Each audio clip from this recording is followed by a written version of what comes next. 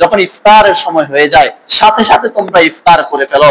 কারণ আল্লাহর রাসূল সাল্লাল্লাহু আলাইহি ওয়াসাল্লাম হাদিস শরীফের মধ্যে বলেন, লা ইয়াজালুন নাসু বিখাইরিন, আমার উম্মতেরা ততদিন পর্যন্ত কল্যাণের উপরে থাকবে, ততদিন পর্যন্ত ভালোর মধ্যে থাকবে, যতদিন না তারা আজ্জালুল ফিতর, যতদিন না তারা তাড়াতাড়ি ইফতার করে নেবে, অর্থাৎ সময় হয়েছে সাথে সাথে তারা ইফতার করে নেবে।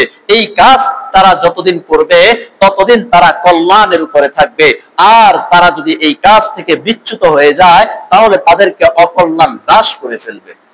তাহলে এক হাদিস থেকে জানলাম ইফতার কখন করব, ইফতারের সময় যখন হয় তখন করব। দ্বিতীয় হাদিস থেকে জানলাম কি দিয়ে ইফতার করব, খেজুর দিয়ে অথবা পানি দিয়ে। 3 নম্বর হাদিস থেকে জানলাম আল্লাহর রাসূল কি দিয়ে ইফতার করতেন, খেজুর দিয়ে ইফতার করতেন। 4 নম্বর হাদিস থেকে জানলাম আমরা ততদিন পর্যন্ত কল্যাণের উপরে থাকব যতদিন পর্যন্ত আমরা সময় হওয়ার সাথে সাথে ইফতার করে নেব। এবার আসেন 5 নম্বর হাদিসে আল্লাহর রাসূল কি বলেন। 5 নম্বর হাদিসে আল্লাহর রাসূল বলেন যে যেই বান্দা সময় হওয়ার সাথে সাথে ইফতার করে নিবে ওই বান্দাকে আল্লাহ তাআলা সবচেয়ে বেশি মহব্বত করেন। সুবহানাল্লাহ। আহাব্বু আল্লাহ রাসূল আল্লাহ তাআলা হাদিসে কুদসির মধ্যে জানিয়ে দেয়। হাদিসে কুদসি বলা হয় যেই কথাটা সরাসরি আল্লাহ তাআলা বলেন, হাদিস বলা হয় যেটা রাসূলুল্লাহ সাল্লাল্লাহু আলাইহি ওয়াসাল্লাম বলেন অথবা তার কর্ম দ্বারা, তার কথা দ্বারা, তার মনসম্মতি দ্বারা যেটা প্রকাশ পায় সেটাকে হাদিস বলে। এরপরে আল্লাহ তাআলা যেটা বলেছেন সেটা আল্লাহর রাসূল তার মুখে শুধু বলেছেন সেটাকে বলা হয় হাদিসে কুদসি। অর্থাৎ কথা হলো আল্লাহর, বের হলো রাসূলের জবান দিয়ে, ওইটাকে হাদিসে কুদসি বলে।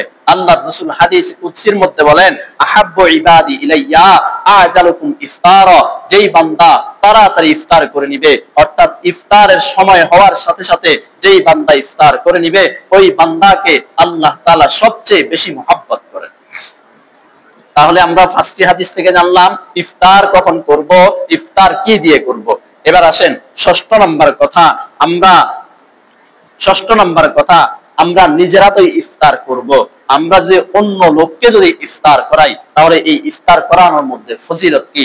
আল্লাহর রাসূল সাল্লাল্লাহু আলাইহি ওয়াসাল্লাম হাদিস শরীফের মধ্যে বলেন, আল্লাহর রাসূল সাল্লাল্লাহু আলাইহি ওয়াসাল্লাম হাদিস শরীফের মধ্যে বলেন মান ফাত্তারা সাইমান, যদি কোনো বান্দা রোজাদার ব্যক্তিকে ইফতার করায়, যদি কোনো বান্দা রোজাদার ব্যক্তিকে ইফতার করায় তাহলে কানা লাহু মিসলু আজরিহি, ওই বান্দার রোজা রাখিয়া যেই পরিমাণ সওয়াব ওই বান্দার আমলনামায় লিপিবদ্ধ করা হবে আল্লাহর রাসূল বলেন ওই পরিমাণ আমল তোমার আমলনামায় আল্লাহ তাআলা লিপিবদ্ধ করিয়ে দেন।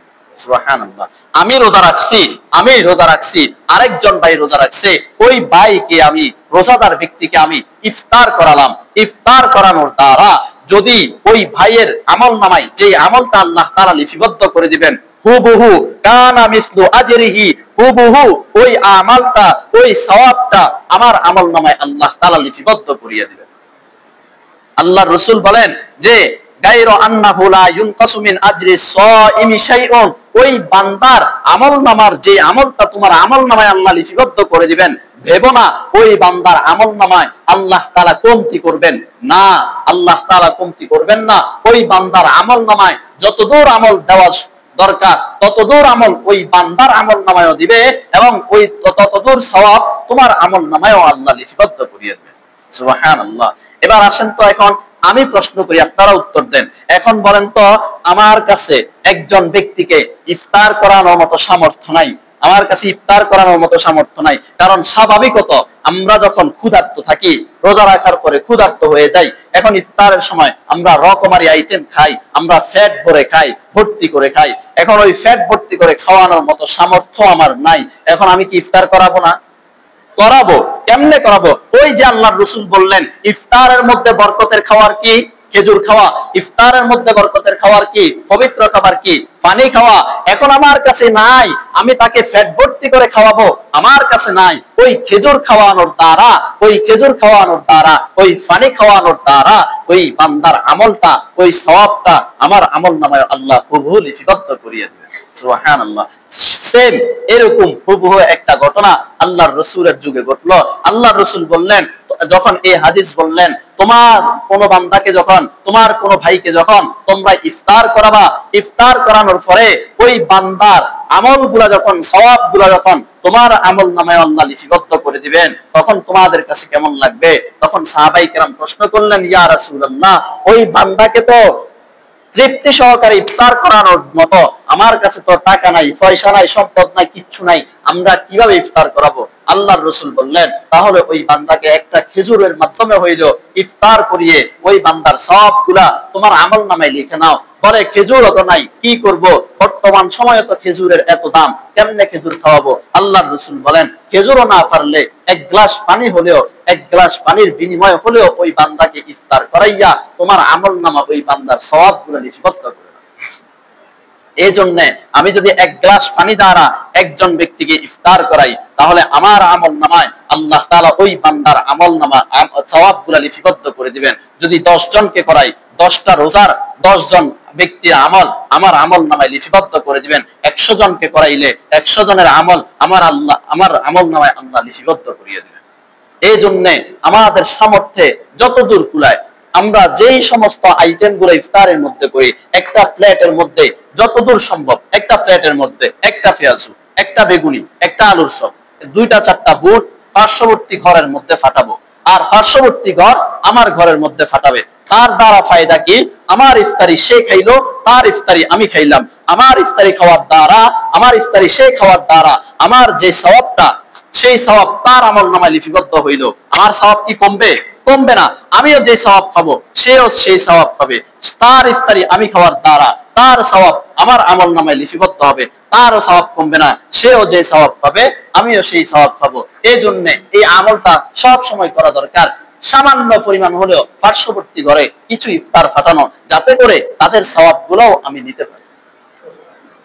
আল্লাহর রাসূল সাল্লাল্লাহু আলাইহি ওয়াসাল্লাম ভিন্ন আরেক হাদিসের মধ্যে বলেন, যদি কোনো বান্দা কোনো রোজাদার ব্যক্তিকে ইফতার করায়, তাহলে ওই বান্দার জন্য ফেরেশতারা দোয়া করতে থাকে। আল্লাহর রাসূল সাল্লাল্লাহু আলাইহি ওয়াসাল্লাম সাদ ইবনে উবাদা রাদিয়াল্লাহু তাআলা আনহুর ঘরে গেলেন। যাওয়ার পরে আল্লাহর রাসূল সাল্লাল্লাহু আলাইহি ওয়াসাল্লামের নিকটে কিছু আপনার রুটি এবং জাইতুন ফল নিয়ে আসলেন। তো আল্লাহর রাসূল সাল্লাল্লাহু আলাইহি ওয়াসাল্লাম সেগুলো খাইলেন, ভক্ষণ করলেন। এরপর আল্লাহর রাসূল সাল্লাল্লাহু আলাইহি ওয়াসাল্লাম বলেন যে, আফতারা ইনদাকুমুস সাইমুন, ও ওবাদা, তোমার নিকটে রোজাদার ব্যক্তি ইফতার করলো, তোমার নিকটে রোজাদার ব্যক্তিরা ইফতার করলো। ওয়া আতআমাকুমুল আবরার, এবং নেককার ব্যক্তিরা ভক্ষণ করলো। ইফতার করলো কারা? রোজাদার ব্যক্তিরা। ভক্ষণ করলো কারা? নেককার ব্যক্তিরা। এরপর আল্লাহর রাসূল বলেন, ওয়াসাল্লাত আলাইকুমুল মালাইকা, এবং তোমার উপরে ফেরেশতারা, তোমার উপরে ফেরেশতারা দোয়া করতেছে, আল্লাহ এই বান্দাকে আপনি maaf করে দেন, আল্লাহ এই বান্দাকে আপনি maaf করে দেন। এইভাবে ফেরেশতারা আল্লাহর কাছে দোয়া করতেছে। এই জন্য ইফতার করানো আমরা নিজেরা তো করবো, অপর ভাইকে করাবো। শরম লাগে কেমনে খেজুর খাওয়াই, শরম লাগে কেমনে পানি খাওয়াই, শরমের কিছু নাই। যেটা আছে সেটা আমি তারে খাওয়াবো, সে আমারে খাওয়াবে। খাওয়ানোর দ্বারা তার আমল আমি পাইলাম, আমার আমল সে পাইল।